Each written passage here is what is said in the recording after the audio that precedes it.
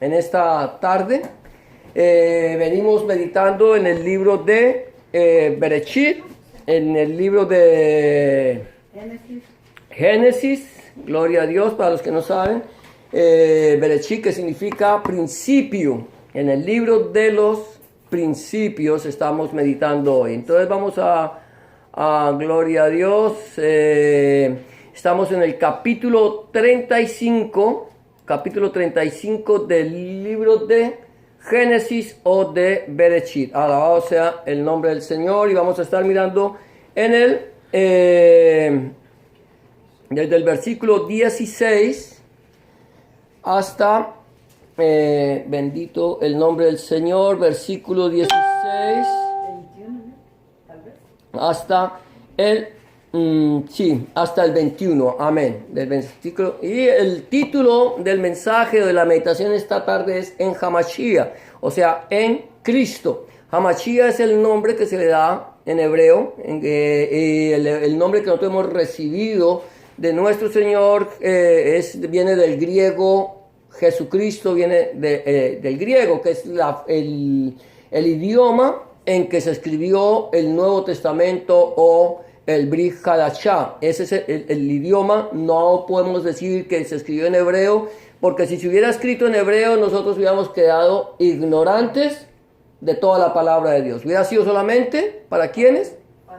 Para los judíos. Entonces el evangelio ha sido solamente para los judíos, la salvación para los judíos, y entonces nosotros seríamos los más dignos de misericordia. Pero la gloria sea para el Señor en su amor y en su misericordia quiso hacer de los dos pueblos un solo pueblo, derribando la pared intermedia de separación. Él nos unió a nosotros como un pueblo en Hamashiach, en Cristo. Entonces, nosotros decimos en Cristo, o nosotros hablamos algunas palabras en hebreas no pretendiendo judaizar la palabra de Dios. La palabra de Dios no se puede judaizar, no es de los judíos, no es del pueblo de uso exclusivo del pueblo de Israel. La palabra de Dios es de Dios.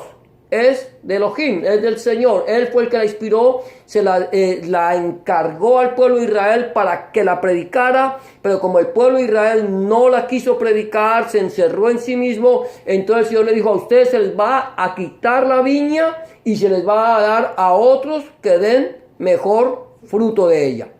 Por eso fue que esa obligación, que el Señor le había dado a Israel, el Señor se lo quitó y los ha llamado a hacerlo con un pueblo que no es su pueblo. De tal manera que ahora los judíos tienen celo de los cristianos, de los mesiánicos. Ellos atacan el cristianismo o el mesianismo porque ellos creen que no es de Dios, pero es ese celo que ellos tienen de que seamos nosotros los que prediquemos el mensaje de las buenas nuevas de salvación y no ellos.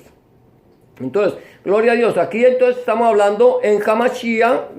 A veces no decimos qué tiene que ver el Antiguo Testamento o el Tanakh con el Nuevo Testamento o Brit Hadashah. Todo. O sea, el uno no es el uno sin el otro. Los dos testamentos, tanto el Antiguo Testamento como el Nuevo Testamento, van unidos. Ninguno de los dos se puede divorciar. Esto es un matrimonio. Dos testigos. El Antiguo Testamento y el Nuevo Testamento. Tanto que el Nuevo Testamento, decimos nosotros, que el Nuevo Testamento está escondido en el Antiguo. Y el Antiguo está revelado en el Nuevo. Entonces, todo lo que encontramos en el Antiguo tiene una relación en el Nuevo Testamento. O sea, el Nuevo Testamento es quien nos muestra a nosotros el contenido del Antiguo. Para los judíos el Talmud. Y allá el Talmud, y el Talmud solamente para los judíos. El Nuevo Testamento para judíos y gentiles. Es para todo el mundo. Amén. Entonces vamos a estar mirando en Génesis o Bereshit, capítulo 35, versículo 16 al 21. Y vamos a ir meditando poco a poco lo que dice la palabra del Señor y cómo se aplica a nuestro Señor Jesucristo Adonai Yahshua HaMashiach. Cómo se aplica este texto bíblico al Señor. Acuérdate que todas estas cosas acontecieron como ejemplo, lo dice el apóstol Pablo, y están escritas para nosotros que hemos alcanzado el final de los tiempos, para amonestarnos a nosotros. Entonces vamos a ir mirando lo que dice allí. El primer punto que yo quiero tomar es un difícil nacimiento. Un difícil nacimiento. Aquí encontramos en el versículo 16 y 17, dice la palabra del Señor, que después partieron de Betel y había aún como media legua, dice ahí, media legua de tierra para llegar a Éfrata, cuando dio a luz a Raquel, y hubo trabajo en su parto. Y aconteció, como había trabajo en su parto, que le dijo la partera: no temas, que también tendrás este hijo. Sale Jacob de Betel.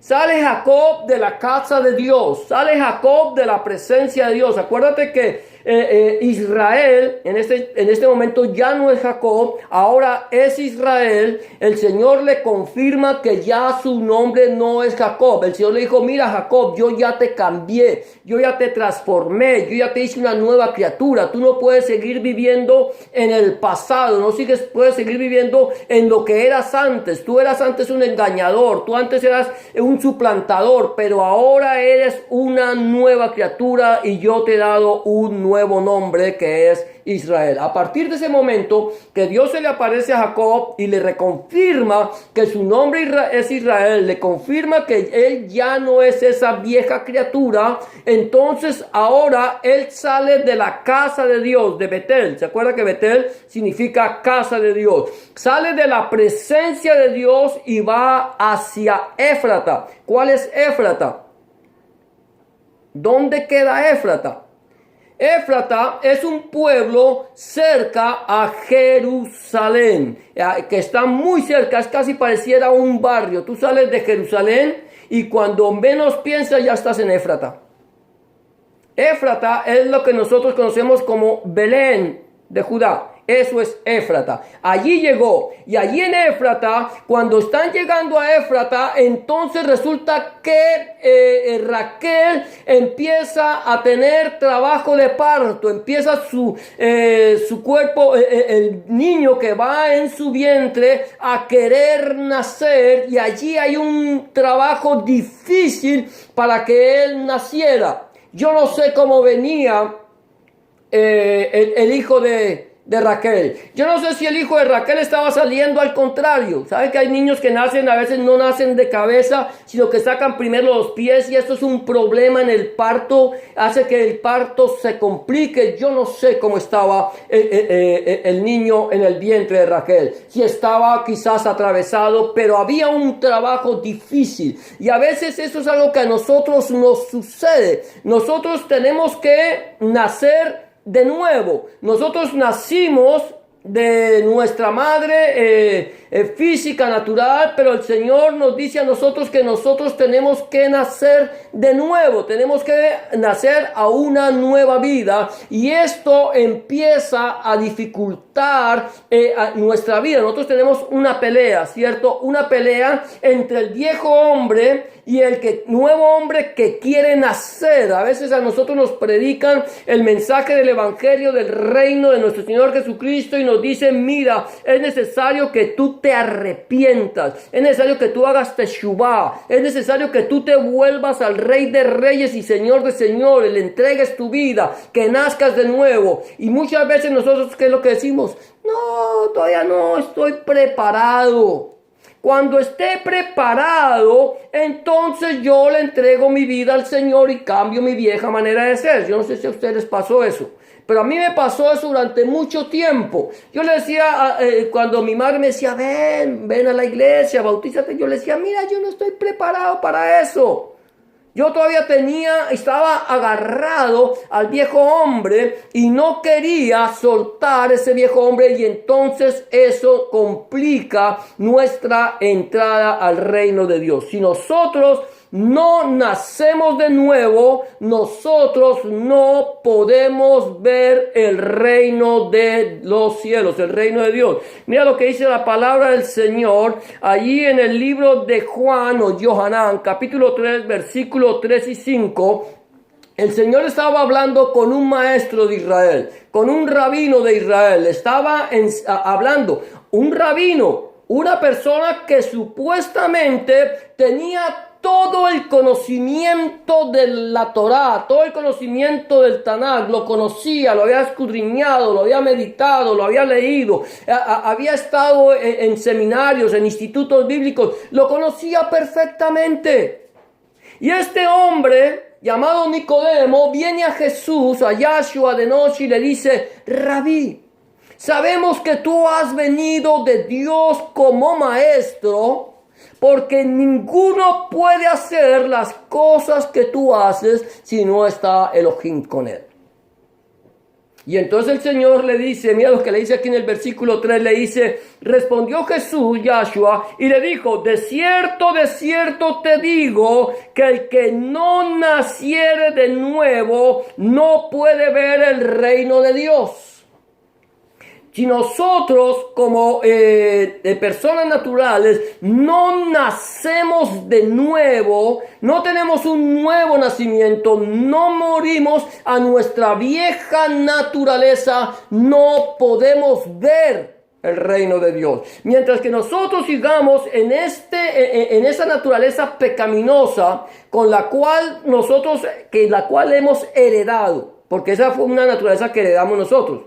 La heredamos de nuestros primeros padres. Eso es algo que nadie puede negarlo. Todos hemos recibido esa herencia maldita, por así decirlo, porque es una maldición que el Señor le dio a Adán y a Eva, cuando le dijo: maldita será la tierra por tu causa. Hubo una maldición y esa maldición nos alcanzó a todos los seres humanos.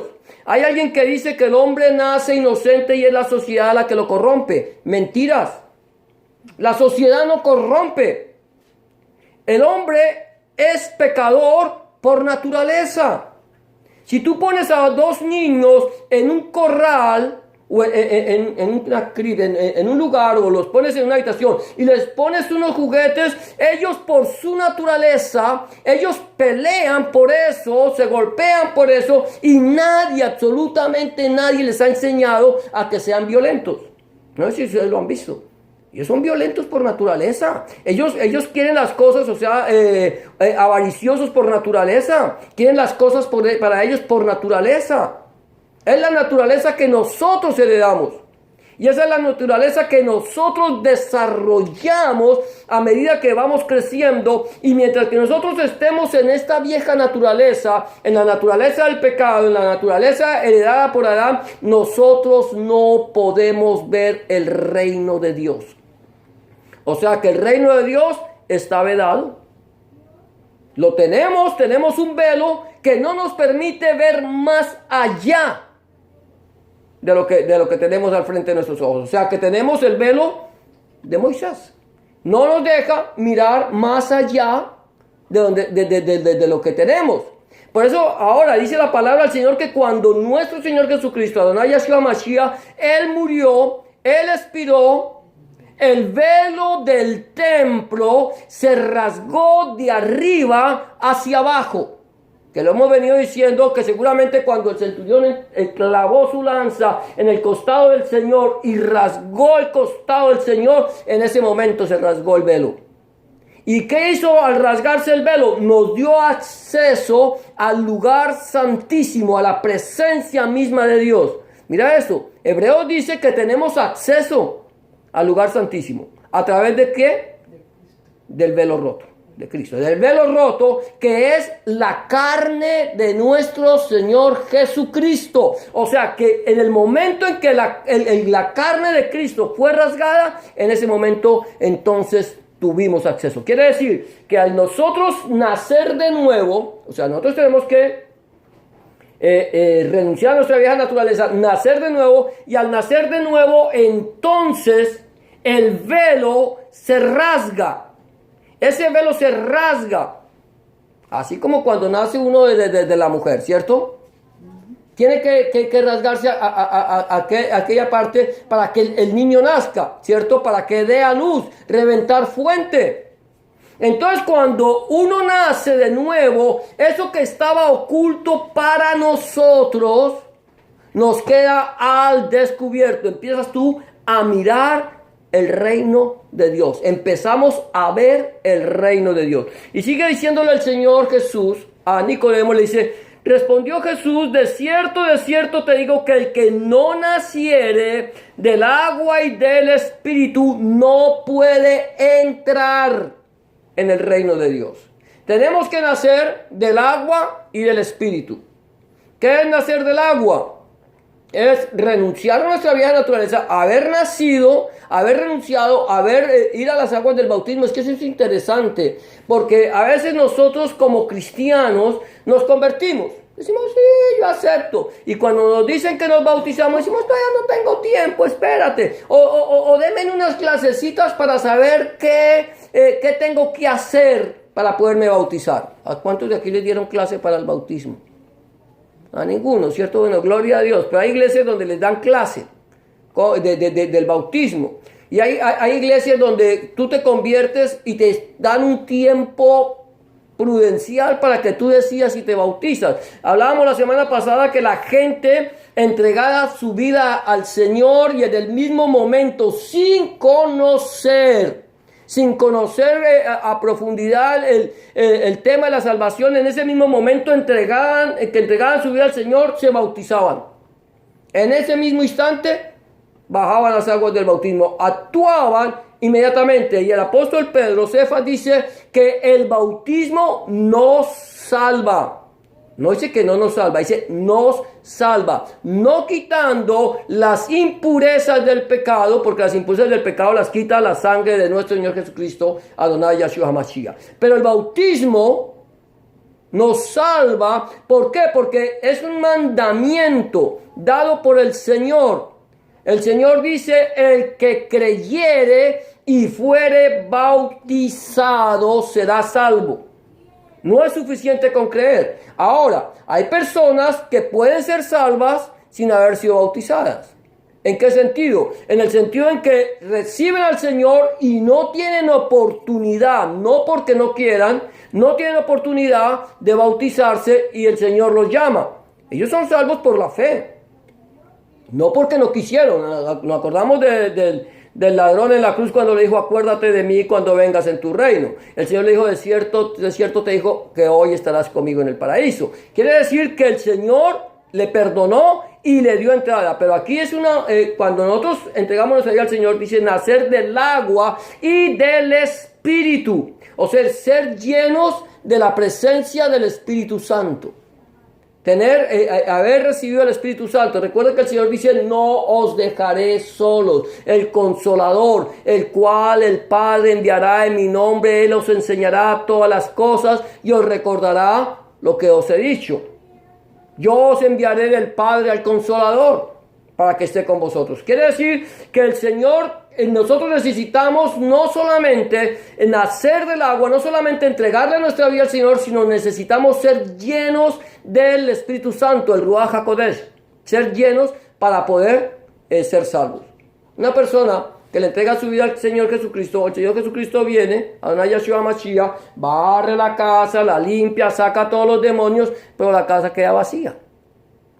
¿Cierto? Queda vacía. ¿Qué pasa cuando la casa queda vacía? El demonio que fue echado fuera, escucha esto, el demonio que fue echado fuera dice, volveré a mi casa, de donde me sacaron, y entraré allá. Y llega a la casa, llega la vida de esa persona que fue salva, que el Señor la lavó con su sangre, y la encuentra como vacía, desocupada.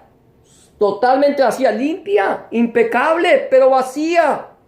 ¿Por qué razón? Porque esta persona no procuró llenarse de la gloria de Dios. Fue salvo, pero descuidó su salvación. ¿Qué hace este demonio? Va y trae otros 6 o 7 demonios, no me acuerdo cómo dice, y viene y entra, dice, y el postrer estado de esta persona viene a ser peor que el primero. Entonces tenemos nacer de nuevo. Nacer de nuevo no es fácil. Nacer de nuevo necesita de dar un paso de fe. Es decidir entregarle la vida al Señor. Ahora, para nacer de nuevo no necesitas estar preparado. Para nacer de nuevo necesitas simplemente recibir al Señor. Cuando un bebé va a nacer, no necesita que lo hayan preparado para que nazca. Él solo sabe en qué momento tiene que nacer. Entonces, aquí lo primero que encontramos, un difícil nacimiento. Yo sé que entregarle la vida al Señor no es fácil. Y querer nacer de nuevo, abandonar todo lo que tenemos. Qué difícil es, ¿cierto? Ay, cuando somos rumberos, y cuando nos gusta la cervecita, y cuando nos gusta estar por aquí haciendo cosas que no debemos, como que nos cuesta. Pero en el momento en que yo reconozco mi pecado, reconozco que he fallado delante del Señor y decido nacer, aunque no es fácil. Una vez que hemos nacido, entonces encontramos que hay una nueva vida, una esperanza de vida. Entonces el segundo punto es aflicción por gozo. Aflicción por gozo. Entonces, un difícil nacimiento, pero una vez que naces, hay un cambio de la aflicción por gozo. ¿Sabías tú eso? Aflicción por gozo. Mira lo que pasa aquí. Aquí es interesante. Gloria a Dios. A ver qué pasó que no me entró aquí. Esto dice, versículo 18. Y aconteció que al salírsele el alma, pues murió. ¿Quién murió? Raquel. ¿Cierto? Es necesario morir para dar fruto. Llamó su nombre Benoni, mas su padre lo llamó Benjamín. ¿Qué significa Benoni?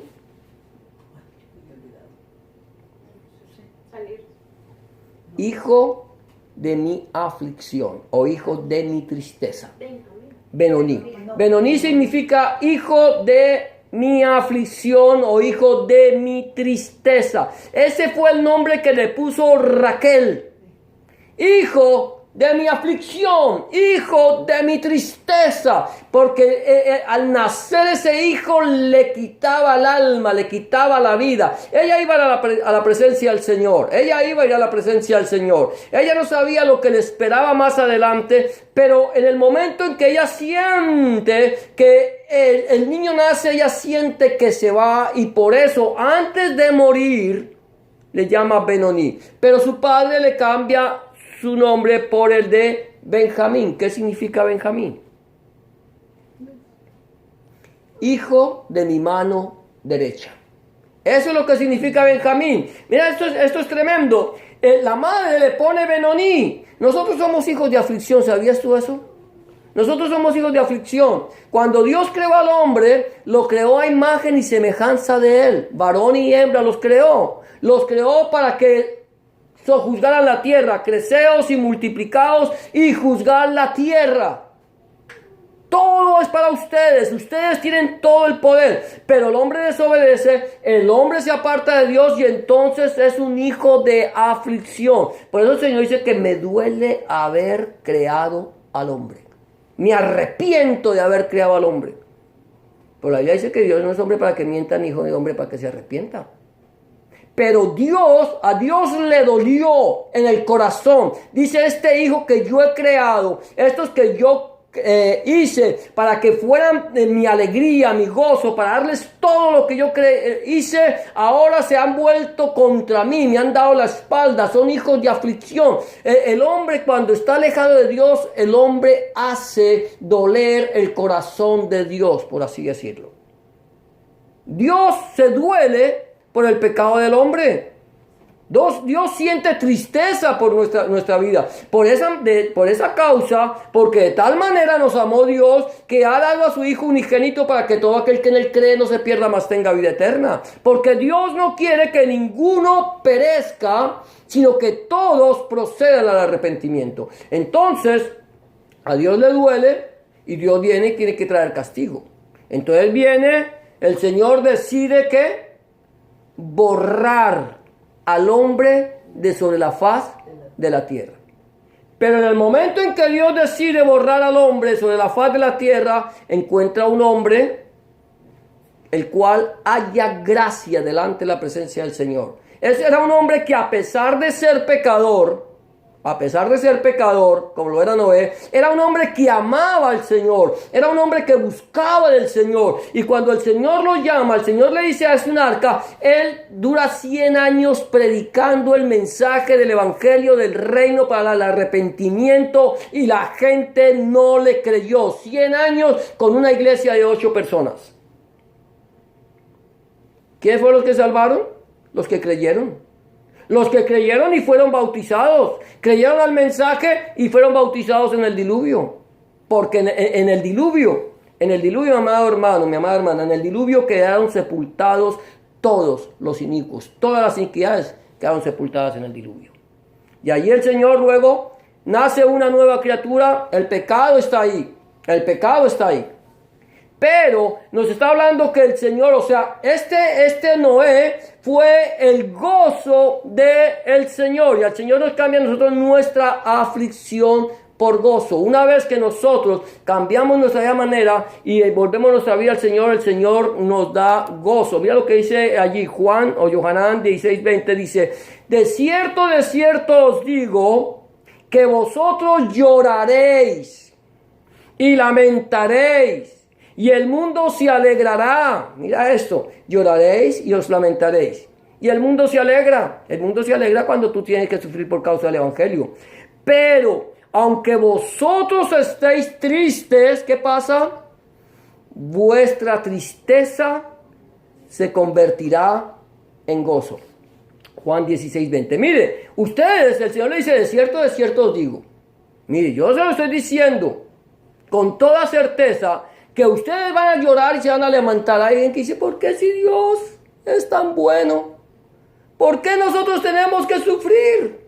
¿Por qué si nosotros le entregamos nuestra vida al Señor? ¿Por qué nos tienen que perseguir? ¿Por qué nos tienen que insultar? ¿Por qué nos tienen que maltratar? ¿Por qué tienen que matarnos? Nosotros, gracias al Señor, no estamos pasando esto, pero hay iglesias en los países musulmanes, iglesias en los países comunistas que no pueden predicar el mensaje del evangelio porque cuando predican el mensaje del evangelio son perseguidos, son llevados a la cárcel y muchas veces a la muerte. Entonces nosotros decimos, ¿por qué? Si somos hijos de Dios, ¿por qué si nosotros le entregamos nuestra vida al Señor? ¿No dice el Señor que estará con nosotros todos los días de nuestra vida hasta el fin del mundo?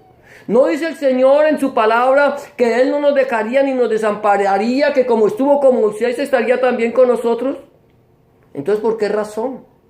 ¿Por qué razón nosotros sufrimos persecución? ¿Sabes por qué razón? Simplemente porque el reino de Dios no es de este mundo. Porque el príncipe de este mundo es el príncipe de las tinieblas. Porque Satanás ha perseguido y seguirá persiguiendo al pueblo de Dios hasta el día en que el Señor venga por su iglesia. Lo está persiguiendo. ¿No persigue Satanás al pueblo de Israel? Lo ha perseguido. Lo ha querido destruir de todas las maneras posibles desde el mismo momento en que se constituyó. ¿No ha perseguido Satanás la iglesia de nuestro Señor Jesucristo, Adonai Yahshua Mashiach, toda la vida desde el momento en que se constituyó? Sí. Pero el Señor no nos dijo que no íbamos a padecer persecución. El Señor no nos dijo que nosotros no íbamos a ser perseguidos y muertos. El Señor dijo, ustedes van a sufrir. Y aquí lo está diciendo, de cierto digo que lloraréis y lamentaréis. Porque van a ser perseguidos por mi causa, por mi nombre. Si a mí me persiguieron, a ustedes los van a perseguir. Si a mí me maldijeron, a ustedes los maldecirán. Pero recuerden que vuestra tristeza se convertirá en gozo. ¿Sabe lo que es el gozo? El gozo es más que alegría. La alegría es algo que es intermitente. La alegría puede estar hoy y mañana no estar. Tú puedes estar alegre hoy y mañana puedes estar triste. Pero el gozo es continuo. El gozo no es intermitente. El gozo es continuo. El gozo está en la persona que tiene al Señor aún en los momentos más difíciles de su vida. Cuando estás tú triste, cuando estás acongojado, tú puedes buscar al Señor y si está alguno triste, haga oración, están alegres, canten alabanzas, pero es que hay un gozo, el gozo del Señor, ese no te lo quita nadie, porque tú sabes que en esta tierra, en esta vida somos solamente ¿qué?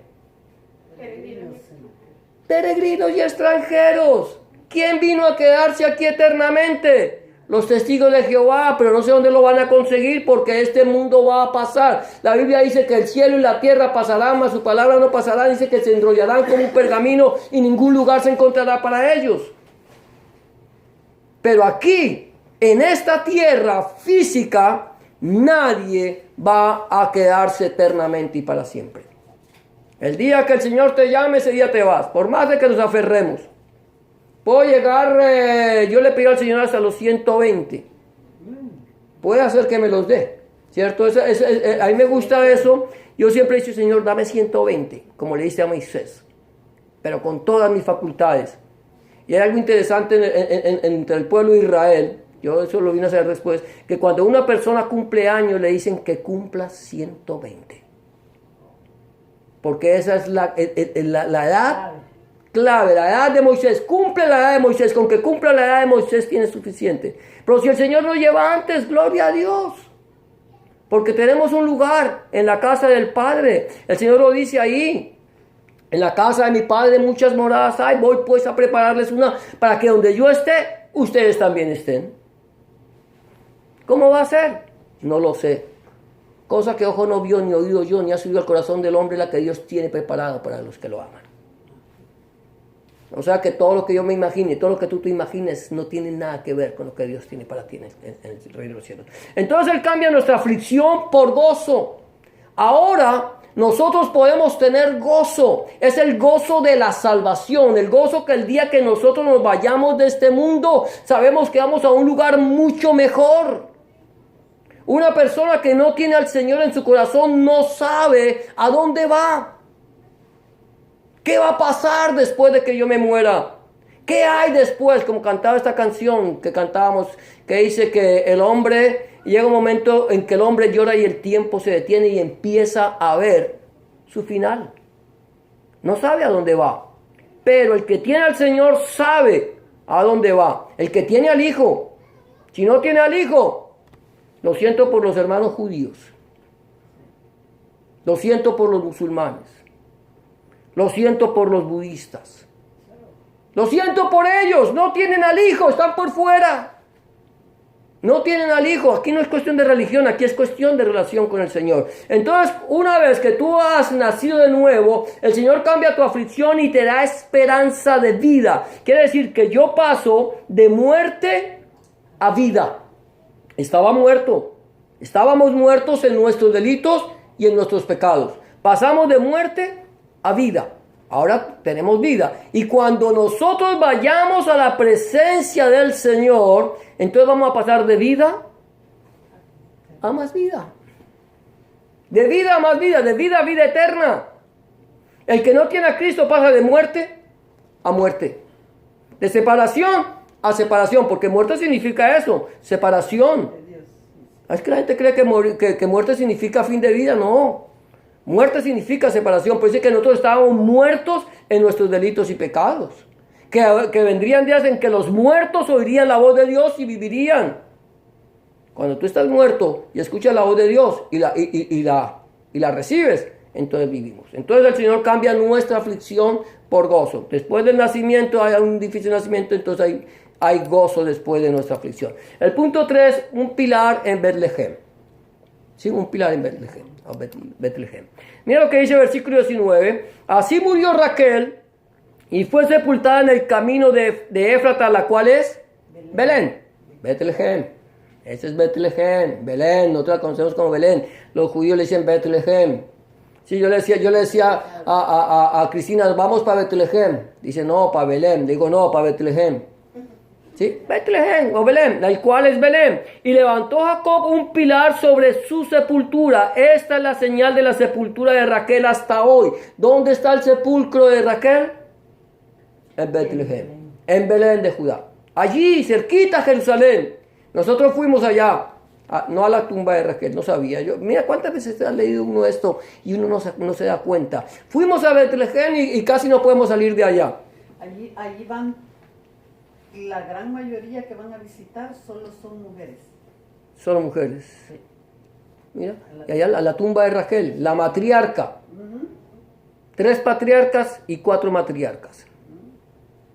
Ahora, allí va. Pero es interesante, es en Betlehem, en Belén. ¿Sabes lo que significa Betlehem?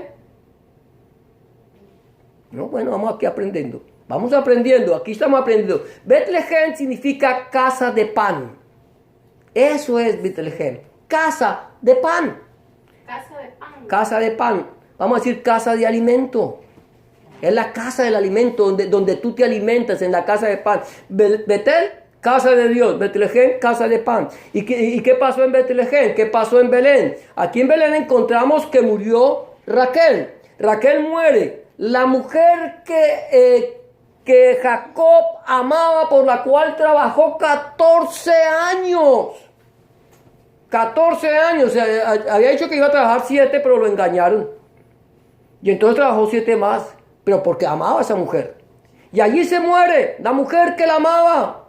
Se muere cuando nace un hijo, al cual su madre le puso Benoní. Pero a pesar de que Jacob, que Israel perdió a la mujer que amaba, ese hijo para él no era hijo de tristeza, no era hijo de amargura, era un hijo de gozo. Él sabía que allí, ese hijo que le había quitado la vida a su esposa, le estaba dando una esperanza de vida a él. Una esperanza de vida para los que venían. Porque eso es lo que el Señor nos ha dado a nosotros, esperanza de vida. Ahora es en Betlehem. ¿Qué pasó en Betlehem? Mira lo que dice allí el libro de Miqueas, capítulo 5, versículo 2, en el Antiguo Testamento, el Tanaj.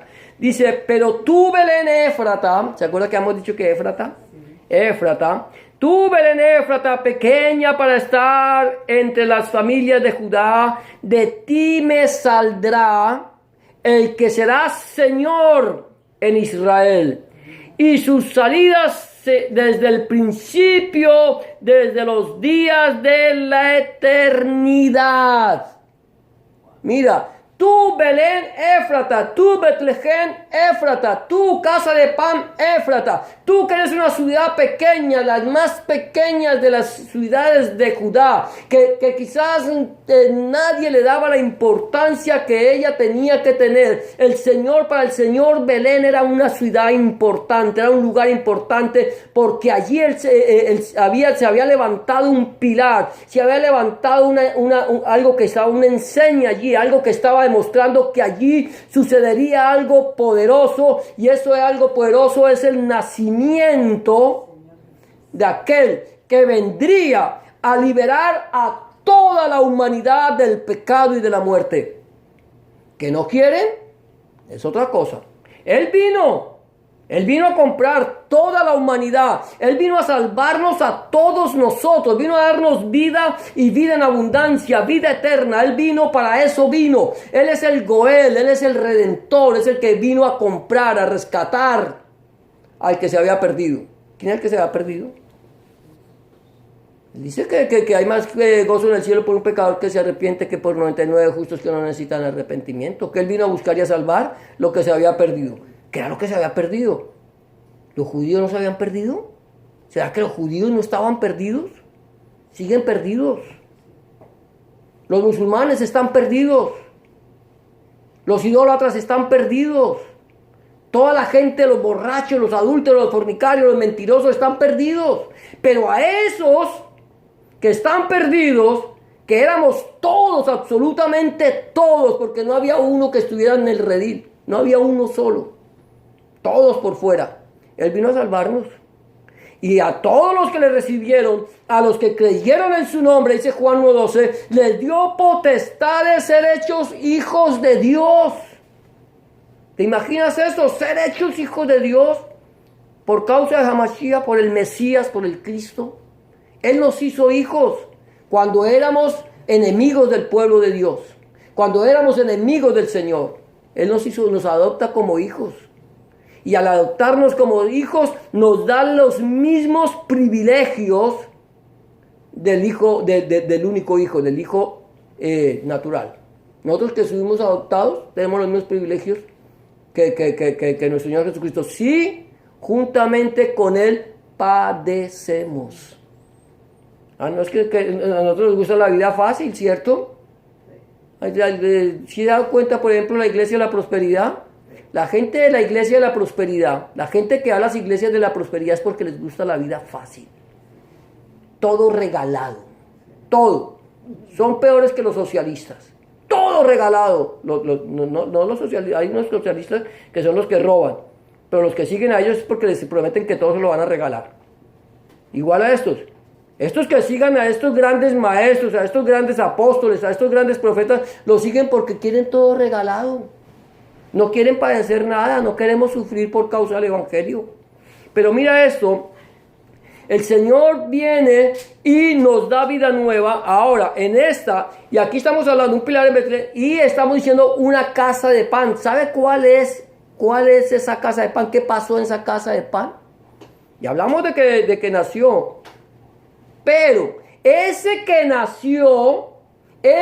nació allí en Belén de Judá, en Betlehem, Éfrata, en aquella pequeña ciudad, Él es el pan de vida. ¿Te das cuenta? Él es el pan de vida. El que come de ese pan no morirá jamás. Tremendo. No morirá jamás. Que nosotros tenemos que comer de ese pan. Él nació en la casa de pan, en Betlehem. Y allí en esa casa de pan, Él nació como el pan de vida. Mira lo que dice allí, Johanán, capítulo 6, 48, Evangelio de Juan. Yo soy el pan de vida. Así de sencillo. 4 palabras. Yo soy el pan de vida. Con eso tienen suficiente. Si ustedes creen que yo soy el pan de vida, el que coma de ese pan vivirá para siempre. El que reciba, el que acepte al Señor Jesucristo, a Adonai Yahshua Mashiach, es salvo. Siempre y cuando no descuide una salvación tan grande. Si hay gente que dice que la salvación no se pierde. La salvación sí se pierde. El Señor no te la va a quitar. Porque lo que Él da, Él no lo quita. Porque irrevocables son los dones. Y un don es un regalo y la salvación es un regalo. El problema es que yo coja el regalo y lo tire a la basura. No me gustó el regalo. Le pasó a el hombre ese de la India, que le regalaron, los papás le regalaron un BMW.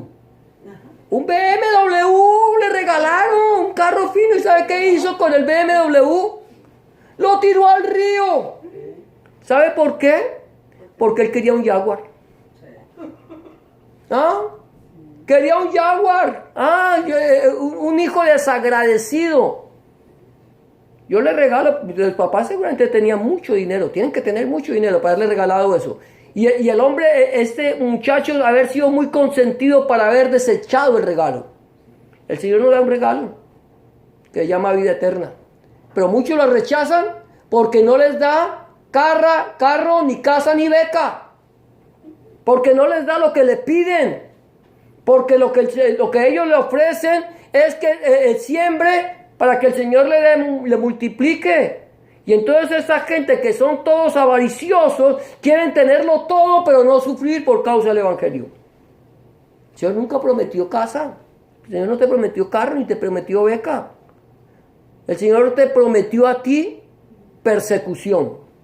El Señor te prometió a ti que te iban a quitar la vida, si fuera posible. Te prometió, dice, pero no le tengan temor, dice el Señor, al que puede quitar la vida física. No le teman. Ténganle temor al que puede quemar el cuerpo en el infierno. Témanle a Dios. A él hay que tenerle temor. Y es un Dios justo. Ay, si Dios es tan justo, ¿por qué los manda para el infierno? Porque rechazaron el regalo. Por eso. Fue por eso, no por más. Rechazan el regalo y el Señor dice, ok, no os conozco, apartados de mí, hacedores de maldad. A muchos que dirán, Señor, en tu nombre echamos fuera demonios. En tu nombre levantamos muertos. no os conozco, apartados de mí al fuego eterno preparado para el diablo y sus ángeles. Hay de aquellos que dicen que trabajan en el nombre del Señor, pero no viven conforme a la voluntad de Dios. Ahora, sigue el cuarto punto, es vigilando el rebaño. Vigilando el rebaño. Mira esto, vigilando el rebaño. Viene acá, dice, y salió Israel y plantó su tienda más allá de ¿dónde? De Migdal Edar. Sale Jacob de Betlehem, de la casa de pan, y planta su tienda en un lugar llamado Migdal Eder. ¿Sabe lo que significa Migdal Eder? Torre del rebaño. Migdal es torre. Edar es rebaño. Migdal Edar, torre del rebaño. Tú no lo vas a encontrar en la Biblia, buscas y no encuentras el significado. Pero ese es el significado. Migdal, si tú buscas la Biblia, por ejemplo, la Biblia ortodoxa judía, busca la palabra Migdal y la comparas con la Reina Valera, siempre Migdal te va a dar el significado de torre, eso es Migdal. Y si busca la palabra Edar, el resultado es siempre rebaño. Nosotros tenemos que escudriñar las escrituras. Tenemos que leer, tenemos que buscar, tenemos que estar yendo más allá de lo que nosotros a veces leemos, porque a veces leemos la palabra y no entendemos muchas cosas. Y no sabemos por qué el Señor Migdal Edar. ¿Qué tiene que ver Migdal Edar? Es la torre del rebaño. Quiere decir que allí en esa torre del rebaño, allí en ese lugar es donde, ¿qué es una torre? Un lugar alto. Ese lugar alto es un lugar donde tú te paras para hacer atalaya. Ay, ahí le está gustando a los testigos de Jehová que sean atalayas, ¿cierto? Pero eso es, ser una atalaya, estar mirando desde arriba, es desde arriba. ¿Por qué desde arriba? Porque cuando tú estás arriba, tú puedes ver mejor lo que está sucediendo abajo. Mira esto, cuando tú vas, por ejemplo, cuando tú vayas a Israel, yo te voy a aconsejar que vayas a un lugar donde está en el Monte Carmelo, donde está el lugar donde Elías sacrificó a los 400 profetas de Baal. Ese lugar es impresionante. Se mira el valle, ¿no? Todo el valle, tú miras todo Israel, lo puedes mirar desde allá, es impresionante. A mí me dejó impactado, yo miraba, me decían, allá queda Tel Aviv, allá queda Jerusalén, allá queda Hebrón, allá queda, todo, absolutamente desde ese lugar tú puedes observar todo Israel. Entonces, allí el Señor, Él está en alto, ¿cierto? No somos nosotros. Es que nosotros no somos los que atalayamos el rebaño, nosotros somos los que vigilamos el rebaño. Nosotros simplemente somos los que alimentamos el rebaño. Porque yo no los conozco a ustedes, los conozco por la relación que tenemos aquí, pero no conozco el corazón. El Señor dice, engañoso es el corazón, ¿quién lo conocerá? Yo, Yahweh, que examino el corazón. El Señor es el que examina el corazón. ¿Qué pasó con allá cuando Samuel fue a buscar el ungido del Señor? No vio a los hijos de Isaí y vio al más grande allá, Eliab se llamaba, llega y dice, ciertamente aquí está el ungido de Yahweh, el ungido de Hashem, el ungido del Señor, este es. ¿Qué le dijo el Señor? Dice, no mires su parecer ni lo alto de su estatura, porque yo lo desecho. Porque el hombre mira lo que tiene delante de sus ojos, mas Yahweh examina el corazón. ¿A quién fue que escogió el Señor? Al despreciado, al desechado, al que tenía poca importancia, al pequeñito, al que olía a oveja. ¿No tienes más hijos que estos? No tengo uno, tengo otro, pero es el que cuida las ovejas. Ese no puede ser. Mándalo a traer, porque no nos sentaremos a comer hasta que Él esté en este lugar. ¿Qué pasó? Llegó el chiquitico, llegó el pequeñito, llegó el despreciado, y cuando llegó ese despreciado, el Señor le dijo, Él es, levántate y úngelo. Tremendo esto. Pero ¿quién fue el que vigilaba? ¿Quién era el que miraba? El Señor. El Señor es el que nos vigila. Él es el que vigila su rebaño, Él es el que cuida su rebaño. Mira, yo voy a tocar, ya con esto vamos acabando, voy a tocar solamente 2 versículos de Juan 10. Si quieres tú puedes leer todo el capítulo de Juan. Todo tiene que ver con el pastorado y el rebaño. Todo, absolutamente todo. El Señor dice en el versículo 14 y 15, dice, yo soy el buen pastor y conozco mis ovejas y las mías me conocen. Así como el Padre me conoce y yo conozco al Padre, ¿y sabe qué hace? Y pongo mi vida por las ovejas. Pongo mi vida por las ovejas. El buen pastor, el pastor del Salmo 23 es Él. Ese David, que era un tipo del Mesías, por algo el Señor escogió a la descendencia de David para que naciera el Mesías. No que fuera hijo de David. No que fuera descendiente de David. Olvídate. No era descendiente de David. No era. Era descendiente directo del Padre. Nació de la tribu de David. Nació de la familia de David. Pero no era hijo de David. Era el Señor de David. Por eso David dice, dijo el Señor a mi Señor, siéntate a mi diestra hasta que ponga a tus enemigos por estrado de tus pies. Si era su hijo, ¿cómo pues le llama Señor? Eso lo dice el mismo Señor Jesucristo. Él nació de David, porque David era un tipo de ese Mesías, un tipo de ese pastor que daba su vida por las ovejas. Cuando venía una fiera, fuera un oso, un león, él iba y así fuera con sus propias manos, iba, le arrancaba la oveja de las garras del oso y del león, y si tenía que matarlo con las manos, lo mataba, pero solamente por defender la oveja. Y eso fue lo que hizo el Señor.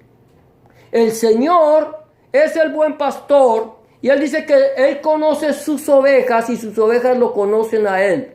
Un verdadero hijo de Dios, una persona que ha nacido de nuevo, sabe quién es el Señor. No necesita que le digan que se llama Yeshua. No necesita que le digan que se llama Jesucristo. No necesita que le digan que se llama de esta o aquella manera. Él sabe quién es solamente porque escucha su voz y al escuchar su voz sabe a quién está siguiendo. Porque aquí hay unos falsos mesiánicos, pseudomesiánicos, que le dicen, no, Jesucristo no es el nombre del Señor, tú no le puedes llamar Jesucristo, es Yeshua HaMashiach. Sí, Señor, Yeshua HaMashiach. Pero Jesucristo y Yeshua HaMashiach son el mismo. No importa cómo lo llames. No importa cómo lo quieras llamar, si tú sabes a quién estás siguiendo, si tú estás escuchando la voz del Mesías. Si la escuchas, entonces vas a ver que ese que nosotros conocemos en Occidente como Jesucristo es el mismo que el pueblo judío mesiánico conoce como Yahshua HaMashiach o Yeshua HaMashiach o Yahshua HaMashiach. El mismo. ¿Cómo vamos a pelear? Hermano, no es Yahshua, es Yeshua. No es Yeshua, es Yahshua. Peleando por un nombre. Peleando por un nombre. Cuando lo que nosotros tenemos que poner la mirada en aquel que murió en la cruz del Calvario.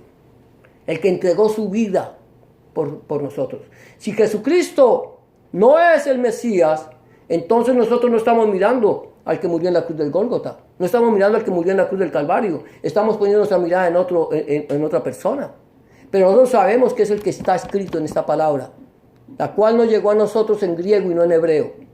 Fue escrita en griego y no en hebreo porque el idioma que se hablaba en el tiempo del Imperio Romano, cuando nuestro Señor Jesucristo vino, los días que Dios el Padre tenía preparado, el idioma que se hablaba era el griego, ni siquiera el latín, no era el hebreo. El hebreo lo hablaban unos cuantos, ni siquiera todos los judíos hablaban hebreo, como muchos judíos hoy en día no hablan hebreo. No lo hablaban, pero había un idioma que era el idioma universal en ese entonces, que se llamaba el griego. Y en ese idioma se escribió el Nuevo Testamento. Porque la idea de escribir en griego era que nosotros, los que no éramos del pueblo de Dios, los que éramos gentiles o que o gentiles o judíos, los que fuera, porque esto no es solamente para los judíos o no solamente para los gentiles o judíos, tuviéramos el conocimiento de la palabra de Dios y saber que vino uno a salvarnos a nosotros, el Cristo, que significa el ungido, que es lo mismo que significa el Mesías. Por eso Pablo iba diciendo, Jesús, el que yo os anuncio, es el Cristo. ¿Sabes por qué? Porque los griegos tenían muchos Cristos, muchos ungidos. Pablo no podía hablarle a los gentiles del Mesías porque los gentiles no entendían qué significaba el Mesías. Pero al hablarle del Cristo, entonces ellos podían entender. Los judíos, al hablarle del Cristo, podían entender de quién estaba hablando. O sea, aquí esto no es cuestión de nombre. Esto es cuestión de seguir al que es el verdadero. Al fiel y verdadero, ese es su nombre. Fiel y verdadero, con justicia juzga y pelea. Él es. El mismo ayer, el mismo hoy, el mismo por siempre. Él es Yahweh. Aunque tú digas, no, como los testigos de Jehová. No, Jehová es el Padre y Jesús el primero que Dios creó. No, Señor. Jesús es el principio y el último, el que estuvo muerto y vive para siempre, el que no tiene ni principio de días ni fin de vida. El eterno. Él es el eterno. Que no lo podemos entender muchos. Pero si nosotros lo entendemos, entonces podemos saber que si nosotros estamos en Cristo o estamos en Hamashiach, estamos en el Señor, entonces el Señor nos va a cambiar nuestra tristeza en gozo.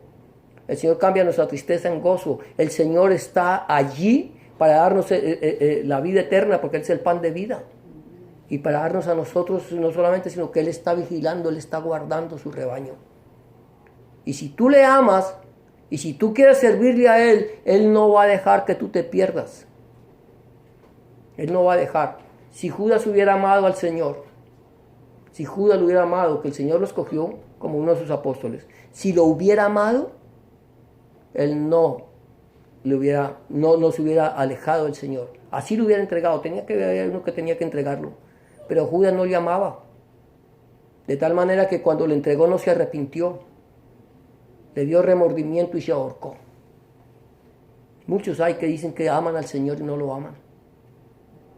Pero si nosotros lo amamos como Él nos amó a nosotros y estamos dispuestos a dar la vida por Él, entonces Él no te va a dejar ni te va a desamparar. Él siempre estará contigo. Vamos a cerrar nuestros ojos, vamos a orar y vamos a presentar este tiempo en la presencia del Señor. Padre, te damos gracias, te bendecimos, te glorificamos y te exaltamos porque tú eres bueno y para siempre es tu misericordia. Señor, te damos gracias en esta tarde porque tú nos has permitido, Señor amado, predicar, compartir tu palabra, aprender de tu palabra, Señor, porque la palabra tuya, Señor, es viva, eficaz y más cortante que toda espada o filo. Señor, Dios mío, gracias te damos, Señor, por los que estamos aquí, Señor, por los que te hemos entregado nuestra vida, Señor, y te hemos permitido que seas el Señor de nuestra vida, Señor, el Rey del rebaño, Padre. Señor, en el nombre de Jesús de Nazaret te damos gracias, Señor, y te pedimos por aquellos, Señor, que nos puedan, Señor, sintonizar a través del internet, Padre Santo, Señor. Aquellos, Señor, que aún no han entregado su vida a ti, Señor, que están, Señor, Dios mío, Padre Santo, Señor, en sus delitos y sus pecados, Señor, que esta palabra tuya, Señor, viva, eficaz y más cortante que toda espada de dos filos, fluya, corra y sea glorificada, Padre. Gracias, Señor, que esta palabra que hemos aprendido hoy, Señor, quede, Señor, en nuestro corazón, Señor, que la atesoremos, Padre Santo, Señor, y que la hagamos, Señor, parte de nuestra vida, Señor. Enséñanos, Señor, a hacer tu voluntad, Padre, conforme a tu preciosa palabra. En el nombre de Jesús de Nazaret, Adonai Yahshua HaMashiach, te damos gracias, Señor, porque tuyo es el reino, el poder y la gloria para siempre. Amén y amén. Amados, que el Señor les bendiga, les guarde, que el Señor haga resplandecer su rostro sobre ustedes, tenga de ustedes misericordia, alce sobre ustedes su rostro y ponga en ustedes paz. Que el Señor les bendiga y nos podemos saludar en el amor del Señor. Amén.